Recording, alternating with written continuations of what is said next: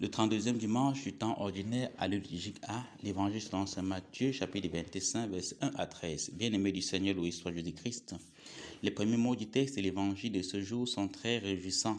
Le royaume des cieux est une noce. Dieu nous convie aux noces. Lorsqu'on est invité à une manifestation par une personne d'un rang social très élevé, on se sent honoré. On prend la peine de se préparer pour refléter l'image de cette haute personnalité.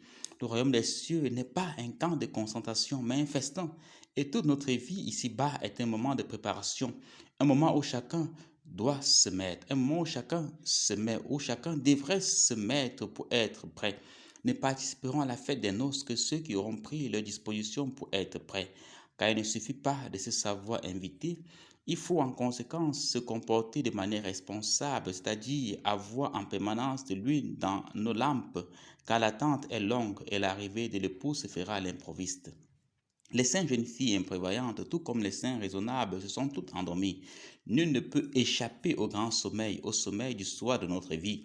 Le crépuscule de notre vie ne connaît pas, ou mieux, ne fait pas de distinction entre la personne qui a assez d'huile et celle qui n'en a rien.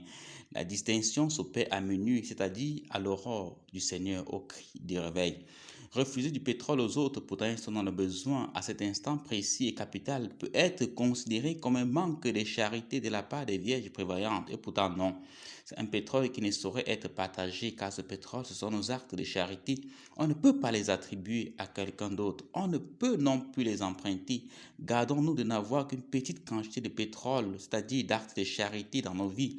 Que notre égoïsme et l'ingratitude des hommes ne nous poussent pas à n'avoir qu'une petite quantité de pétrole dans la lampe de nos vies. Il est encore temps. Vérifions dès à présent la quantité d'huile qui se trouve dans la lampe.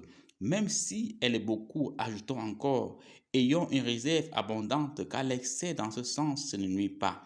Une vie sombre, une vie plongée dans les ténèbres est une vie sans acte de charité, car comme le pétrole permet à la lampe d'être toujours allumée et d'illuminer, les actes de charité éclairent notre vie et nous rendent prêts à accueillir le Seigneur.